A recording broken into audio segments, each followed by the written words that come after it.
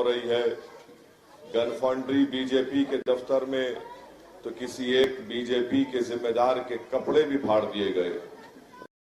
तो अल्हम्दुलिल्लाह वो बदतमीजी और उस तरह की हरकतें हम मजलिस में नहीं देखते हैं। तीसरी अहम बात जो आपके सामने अभी यहाँ पर जनाब कौसर बदरुद्दीन साहब ने उन तमाम बातों को आपके सामने रखा कि लंगर हाउस डिवीजन में जो तरक्याती काम अंजाम दिए गए। मैं सिर्फ आपसे ये बात कहकर यहाँ से रुखसत हो जाऊंगा कि आप ये समझना बहुत जरूरी है कि इस बल्दिया के इंतखाबात में हर सियासी पार्टी इलेक्शन में हिस्सा ले रही है, मगर अगर आप देखेंगे तो टीआरएस पार्टी के एक पावर मिनिस्टर हैं जिनका नाम जनाब जगदीश्वर रेड्डी साहब है। उन्होंने ये बयान दिया कि बताओ बीजेपी वालों, क्या तुम्हारे प्राइम मिनिस्टर नरेंद्र मोदी ने असदुद्दीन ओवैसी से मुलाकात नहीं की? आप अगर कांग्रेस के जिम्मेदारों के बयानात को देखेंगे तो एक मलकाजगिरी के कांग्रेस के बड़े एमपी हैं, बहुत ज्यादा अक्लमंद हैं, बल्कि होशियार नहीं बल्कि डेढ़ होशियार बनने जाते हैं। उन्होंने ये कहा कि एक साल पहले राजभवन में बल्कि मीडिया को प्रेस कॉन्फ्रेंस करके दिखाया कि असदुद्दीन ओवैसी मौजूदा जो मिनिस्टर ऑफ होम है वजारत दाखिला के, उनके साथ खड़े रहकर राजभवन में बात कर रहे हैं। तो वहां पर वो साजिश कर लिए। फिर कांग्रेस वाले ये भी बोलते हैं कि मजलिस बी टीम है, वोट काटती है। बीजेपी की तरफ से तो माशाल्लाह रोज कुछ ना कुछ उनके पास से मजलिस इत्तेहादुल मुस्लिमीन एमआईएम पार्टी के बारे में कहा जाता है। कल मरकजी वजीर इत्तलात जनाब जावडेकर साहब हैदराबाद को आए, आकर उन्होंने कह दिया कि मजलिस को अगर कोई टीआरएस को वोट देता है या कांग्रेस को वोट देता है तो मजलिस को वोट देने के बराबर है। और फिर किसी ने कह दिया बीजेपी की तरफ से कि हैदराबाद में मजलिस की तरफ से 30,000 40,000 रोहिंग्याओं के नाम वोटर लिस्ट में आ गए। अब किसी एक चेपीदे शोरबे ने कह दिया कि मजलिस के जो सदर हैं वो जिन्ना हैं। आप ये देखिए कि इलेक्शन बल्दिया का हो रहा है, ना बरखी के बारे में बात, ना आबरसानी के बारे में बात, ना रोड के बारे में बात, ना लाइट या स्कूल का इंतजाम के बारे में बात। अगर इन तमाम लोगों को कोई मर्द नजर आता है तो असदुद्दीन ओवैसी नजर आता है। कुछ बात नहीं करेंगे। और सुनिए बीजेपी को यह बताना है कि 2019 से लेके 2020 नवंबर तक 23 नवंबर तक आपने हैदराबाद को, तेलंगाना को कितने पैसे दिए? मरकजी गवर्नमेंट है, डिवोल्यूशन ऑफ टैक्सेस में हमारा हक बनता है। अगर दिल्ली में बैठे हुए बादशाह तेलंगाना को, हैदराबाद को देते हैं तो कोई खैरात नहीं देते हैं। ये कॉन्स्टिट्यूशन जिसको बाबा साहिब अम्बेडकर ने बनाया उसमें ये प्रोविजन है। मैं फिर से पूछ रहा हूं बीजेपी वालों से कि कितना दिए आप? सैलाब आया, खासतौर पर हल्का असेंबली कारवान में ऊपर से पानी आया तो पूरा आपने देखा कि कितनी तबाही और बर्बादी हुई। आपने कितने पैसे दिए? बीजेपी ने एक पैसा नहीं दिया शहर हैदराबाद के लोगों को। मैं बीजेपी के वोटरों को भी कह रहा हूं, आप वोट डालने से पहले पूछ लो कि नरेंद्र मोदी की सरकार ने हैदराबाद की आवाम को उनकी तकलीफ को दूर करने के लिए क्या पैसे दिए। जब मरकजी टीम दिल्ली से हैदराबाद को आई, मुझे मालूम हुआ कि हाफिज बाबा नगर डीआरडीओ के पास हुए, तो मैं वहां पर गया, गाड़ी उनकी रोक कर उनको उतार कर ये बात मैंने कहा कि ये वक्त है कि नरेंद्र मोदी की हुकूमत शहर हैदराबाद बल्कि ये जीएचएमसी की मदद करे। और मैं आपके जरिए से हैदराबाद की आवाम को बताना चाह रहा हूं कि गवर्नमेंट का एक जियो है, गवर्नमेंट ऑर्डर है, जो ये कहता है कि अगर दिल्ली की सरकार जब सैलाब या पानी आता है, घर में पानी आया, उससे डैमेज भी हुआ, तो 20 या 25%, 20 या 25% रियासत हुकूमत देगी और 75 या 80% जो है वो दिल्ली का पैसा दिया जाएगा। जो आज लोग 11,000 रुपये के लिए तकलीफ में है, अगर नरेंद्र मोदी की हुकूमत पैसे दे देती तो एक एक घर को 11,000 के बजाय 80,000 से 1 लाख रुपए मिलते, 80,000 से 1 लाख रुपए मिलते। तो जहां पैसों की बात आती बीजेपी के सामने इनु जीना है, अरे भाई पैसे दो, क्यों नहीं दिए? तो नहीं, रोहिंग्याओं के नाम वोटर लिस्ट में है। अरे मदद करो, तुम आप दिल्ली में बैठ के आप कर्नाटका को दिए पैसे जहां तूफान आया, हैदराबाद को क्यों नहीं दिए? नहीं, वो लंबी शेरवानी बड़ा परेशान करता हूं। अरे आप काम नहीं करेंगे, पैसे नहीं देंगे, मगर वोट डालने के लिए ये तमाम नफरत पैदा करना। अगर शहर हैदराबाद में 40,000 नाम है रोहिंग्याओं के, तो मैं बीजेपी के लीडरों को चैलेंज कर रहा हूं, 24 घंटे का टाइम दे रहा हूं प्यारे, मुझे तुम 1,000 नाम दिखा दो वोटर लिस्ट से। और वोटर लिस्ट दारुसलाम में नहीं बनती, voter list election commission of India बनाता, voter list state election commission बनाता। और बीजेपी ये बोलकर अमित शाह की तौहीन कर रही है, बीजेपी ये कहकर अमित शाह को एक कमजोर होम मिनिस्टर दिखा रही है।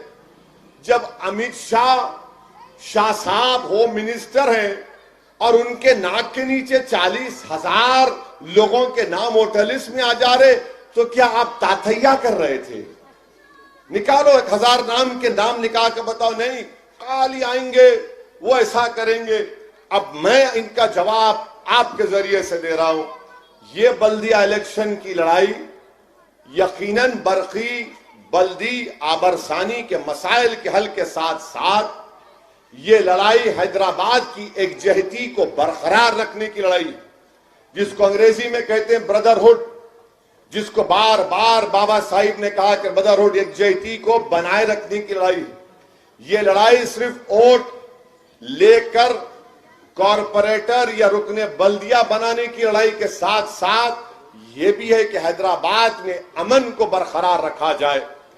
जब से तेलंगाना बना अल्हम्दुलिल्लाह शहर हैदराबाद में कोई गड़बड़ नहीं, चुटपुट वाकयात होते हैं, मगर जो माहौल बनता था कि टेंशन का, वो अल्हम्दुलिल्लाह नहीं है। तो इसका क्रेडिट कुंचम लिटिल मजलिस को तो देना पड़ेगा। लिटिल ओनली स्मॉल अमाउंट मजलिस को दे दो आप, ठीक है, वो भी नहीं देना चाहते। तो इसलिए मैं आपसे अपील कर रहा हूं कि जब आप 1 तारीख के दिन निकल कर वोट डालने जाएंगे, इन चीजों पर गौर करिए और इस बात का भी ख्याल रखिए कि पूरे मुल्क में 200 म्युनिसिपल कॉर्पोरेशन है। कितने म्युनिसिपल कॉर्पोरेशन है? 200।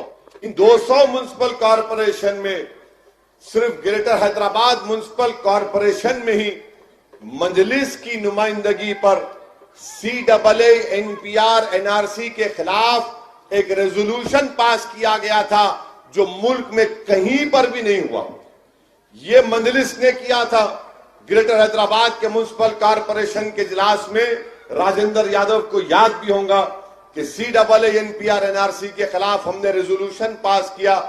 तो यहां पर मजलिस के रेजोल्यूशन की कोशिश के बाद मालेगांव की बल्दिया में रेजोल्यूशन पास हुआ।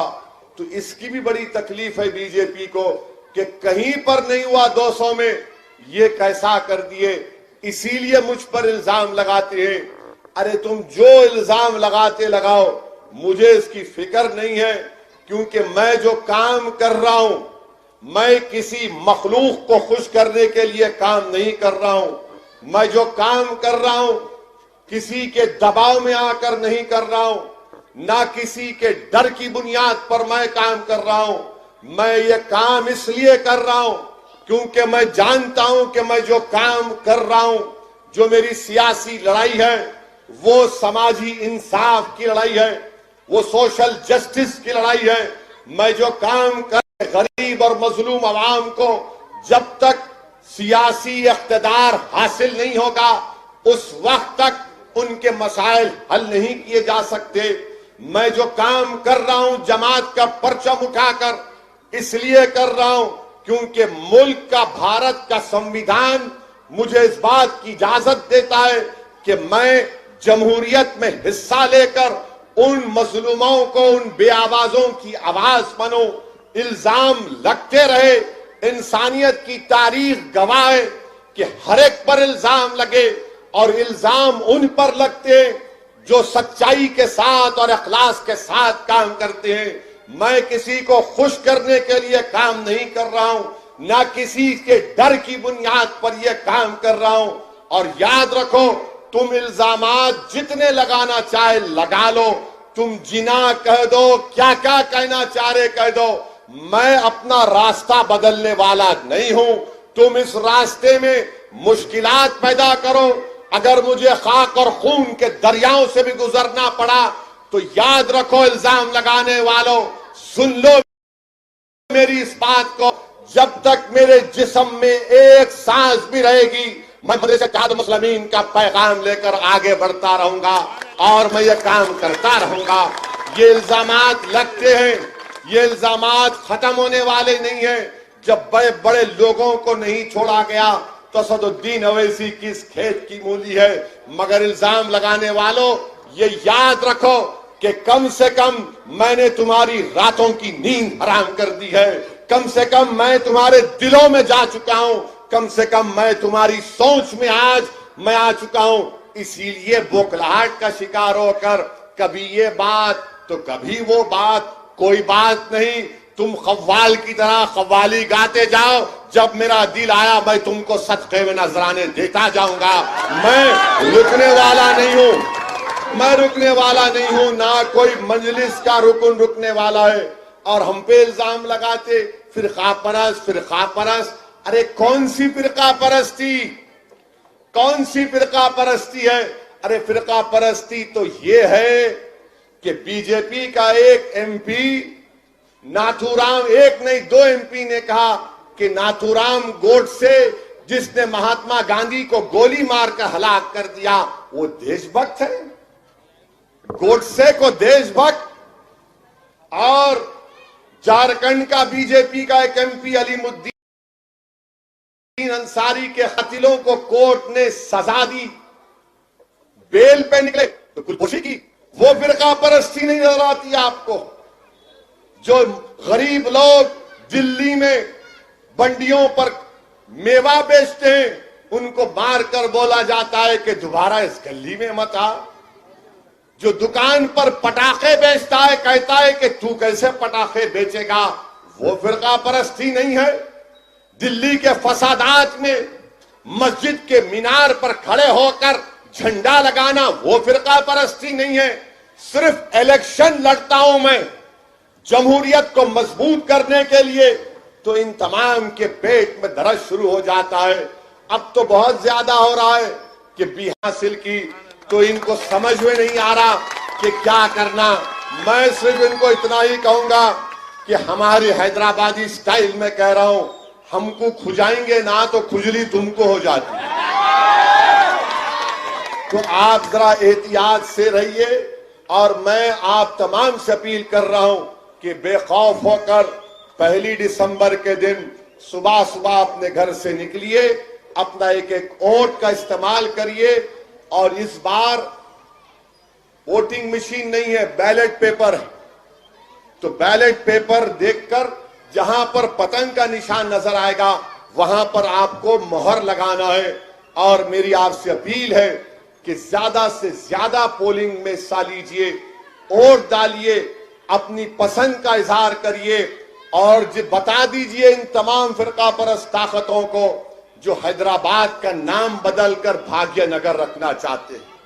तो ये लड़ाई हैदराबाद के हैदराबादियों की और जो भाग्यनगर बनाना चाहती है, ये उनसे एक जमहूरियत के दायरे में ये लड़ाई है। हैदराबाद को कामयाब करना हम तमाम की जिम्मेदारी है। हम हैदराबादी हैं और इंशाअल्लाह ताला हैदराबाद को हम कामयाब करेंगे। इनके पास कुछ भी नहीं है, बीजेपी के पास। कोई बोलता मैं किले पे आके झंडा लगाऊंगा, कौन रोक रहा बाबा के? कौन सा झंडा लगाएंगे आप? लगाओ ना, तिरंगा लगाओ। तिरंगा तो लगा रहे यहाँ पे, लग रहा ना तिरंगा यहाँ पे। नहीं हम अरे क्या क्या लगाएंगे, कुछ बोलने को नहीं है। जब चुपते हुए सवालात इनसे किए जाते हैं तो फौरन आ जाते नेशनलिज्म, टेररिज्म, पाकिस्तान, जिन्ना फुना।